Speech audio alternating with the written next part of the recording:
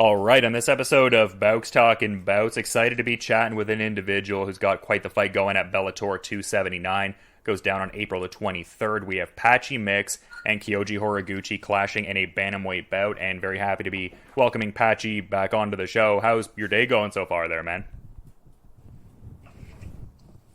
Going well, man. I'm just in the gym right now. Just getting this work in. Feeling good. Yeah, for sure. And I mean, I imagine you're very excited to be part of this tournament overall, just the $1 million tournament structure, and then also fighting a former champion in Kyoji Horiguchi. So just, all the different facets of this matchup, like how excited were you for this one? I was really excited, the name's everything to me. It's probably the biggest name, aside from Archuleta, that I've probably fought in, so I'm excited to go get it. He fought for the UFC title, but he was a 125-pounder most of his career, and I just think that I'm just excited to go add his name to my list, Yeah, for sure. I feel like he's one of those few guys in the division that you've yet to sort of test skills with and everything like that. So I imagine he's a guy you've been eyeballing for a little bit. Yeah, I eyeballed him ever since I fought on the New Year's Eve card out there in Japan. So, he was hurt then, but he was the Bellator champion, and I was coming up. That was the fight that earned me my world title shot after he vacated it. So, I've been looking at him for a while. Granted, everyone still thinks he's the best. So, had he, since he was winning that last fight against Pettis, and then he got knocked out. So, I'm excited just to go prove that, I can finish him myself. Yeah, and you mentioned the fight in Ryzen there. Obviously not overlooking this next fight for sure because it's such a big one, but just in a general, down the line kind of sense. Like, are we going to be seeing you in that Ryzen ring again at some point? Are you looking to take more fights under that banner as well? I don't know. I'm not sure. Down the line maybe. Who knows? But, I mean, maybe I could see if it was Horiguchi in Japan or something like that, that would be the only fight to really make because it's so big. Like, no one else really. So maybe after I beat him, we do a rematch sometime down there or something. But if not, I don't know if I'd ever be over there. Well, I was going to say, definitely not something you'd have to think of for a while yet, because I imagine if you had your druthers and were going through the tournament, that would probably take up your calendar year. Think about that, so down the line, years down the line. But, I mean, if God needed someone to go over there to do to put on a show or whatever, I would, I'd be down for it, but I'm not really seeking it. It was great to have the opportunity, especially fighting for Bellator. I've had a lot of opportunities to go places. I went to Japan, I went to Ireland, now I'm going to Hawaii, so shit, it's been really cool. I like it. I love it. Yeah, I was going to ask about that. How cool is the Hawaii kind of component for this one? Are you looking to make it a bit of a longer trip, make it a pseudo vacation almost, or what are your thoughts on the location? No, this is strict business trip. In and out. I'm leaving the next morning at 7 a.m. Yeah, I think... Yeah, no, I was just kind of, listening to you there. I think it speaks to the focus and the champion mindset there, which I imagine already exists in you anyway, but probably honed even further at Extreme Couture there. Yeah, I don't know. Yeah, it's just just want to get it fight done with, I guess, and then just I don't really want to go there for vacation or nothing. After I get the $1 million, maybe I'll go back there for a vacation or something. Yeah. No, there you go. Fair enough. And I mentioned the Extreme Couture work and stuff like that. That seems like it's still the primary base of operations there. And yeah, Extreme Couture is pretty nice out here. I still like it. I still been working out there, and then I've had Jake Shields here and my coach Nate Pettit. I'll have my coach Harry St. Ledger with me. But there's so many people here just in Vegas. There's so many people training in and out. So I've been able to get a lot of work in with so many people. Yeah, you mentioned Jake Shields, and I also saw you a little bit ago with Gary Tone in there. So a lot of different international looks. Yeah, for sure. Gary's good. We got to roll against him and stuff. We did well. It was a good training together for each other, and he had some cool tricks he was showing me, so I'm looking to maybe exploit those in this next fight. But, it's always good to learn from guys that are, as knowledge as he is in the ground and stuff, grappling. And he's an MMA fighter, so it was cool to kind of chop it up with him and, trained out in Denver with Gaethje, and then I have, a lot of partners here, my boy Kobe Fair, Danny Gay, Stanman, Javid, Basharat, Fareed Basharat, Amir Bazi, like so many people, man. You know what I mean? Just like so many good training partners. Yeah, and what kind of benefits have that given your game, like the different cross trainings? I also noticed you working with, Corey Sandhagen, like you mentioned Justin Gaethje. I also saw like a little bit of Dan Ige action there, so it seems like a little bit of Extreme Couture and, Denver kind of work. So like what has, I guess, working at that specific facility done to like level up your game? I don't know. Ali just put me out here. He told me, to come out here. Got me set up. Ali's like the best, man. He got me set up. He got me a kind of link. Next thing you know, I flew out to Gaethje's house. I was out there helping out for their camp, but learning for my own camp, learning footwork, shit like that. Watching Trevor kind of teach him and dance and stuff. And Rose was even in the gym. I got to watch one of their sessions. But I'm saying just to pick his brain and ask him questions is important. And just to see the different style of training, because I kind of get set in my own ways. After I was done with that fight in November, I just basically went back to camp. I've been training for I don't even know, since November 5th, maybe a week or two after that fight for this fight. So it's been in the gym, and I feel like I was ready to fight him in January. So I kind of had to branch out and see some different training, slow it down for a couple of days, try to learn some techniques and just methods and stuff, just to kind of get my fight IQ a little higher. I was going to say that's an interesting thought, because every time we speak, you always strike me as a guy who very much does have a high fight IQ, looking at it as chess and not checkers and stuff like that. So the idea of that fight IQ being bolstered is probably a scary thought for these other bantamweights in Bellator, I'd think. Yeah, man, I took my ground game to the next level, I think, here.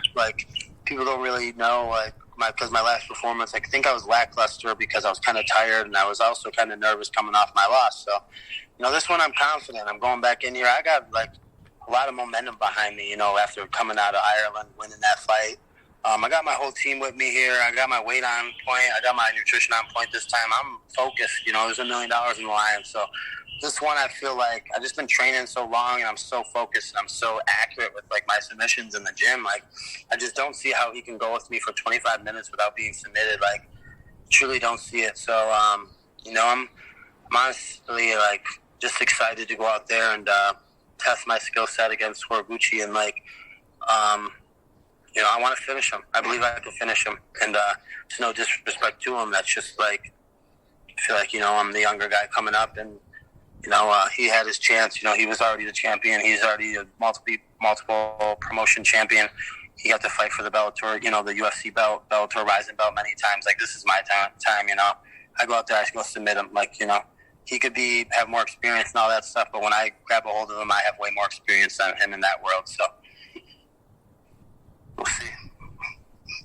Yeah, and just the way you were talking about that Horiguchi Pettis fight a bit earlier, it almost seems like you're looking at this one as a title fight. Is that a fair characterization? Every fight's a title fight for me now, because there's $1 million more money on the line. I want the Grand Prix belt, the interim belt, and the undisputed belt. So I need to win 4 fights in order to do so, and it starts here. So each fight's for to get up to those belts, and I want them. So I want that $1 million check as well. So this is a title fight. It's 5 rounds for me, and it's in my brain. Might not come with the title, but it comes with one step closer to being there. And I'll assess what I have to do next after next Saturday night. Yeah, for sure. And have you let your imagination kind of wander with what you would do with the $1 million if you end up winning the tournament? I feel like you'd probably allocate it to further training and things like that. But have you let your imagination kind of wander with what you would spend that $1 million on if you win the tournament? I would help my family.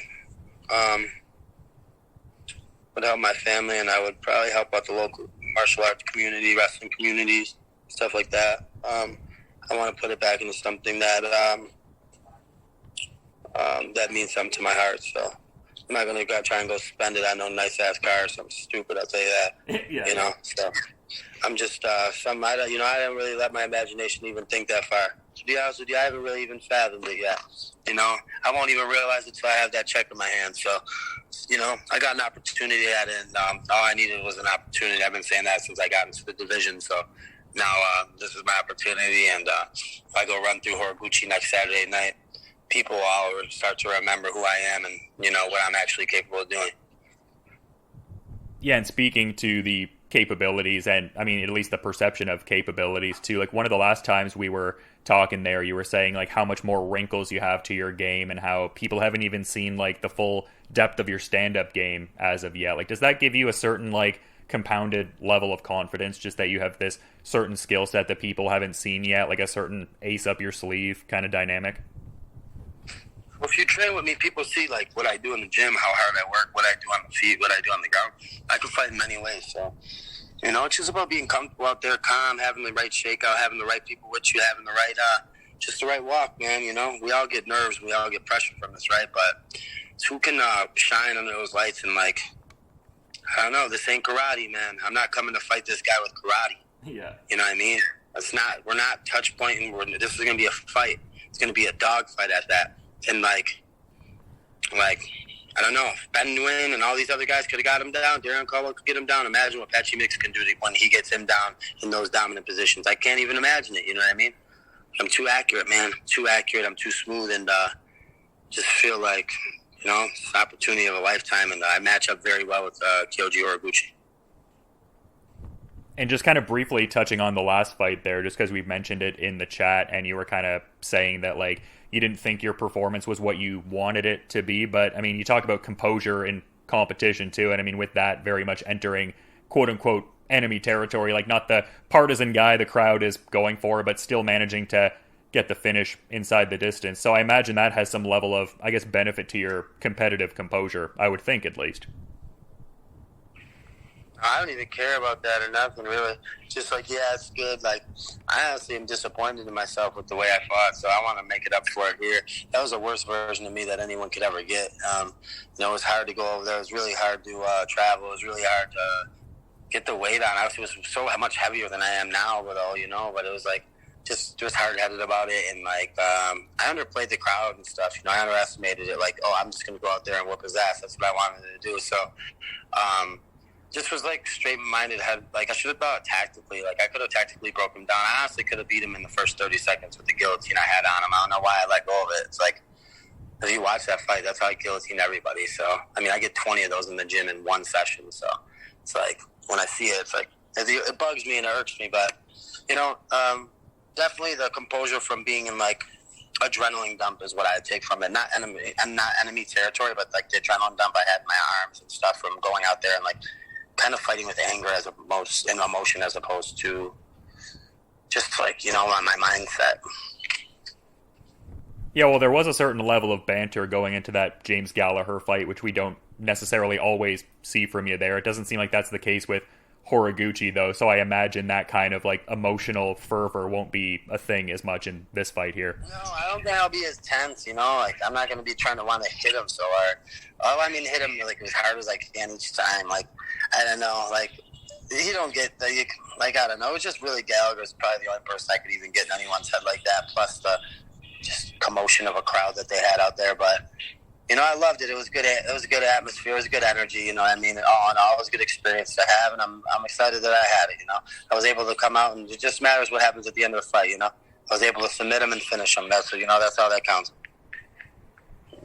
Yeah, another dub on the record, another finish for sure. But great getting to get some insights with you ahead of such a big fight here, man. I definitely appreciate that. But I also want to be mindful of what I imagine is a pretty busy schedule. So is there anything you might want to add as a parting thought as we're kind of wrapping up here, man?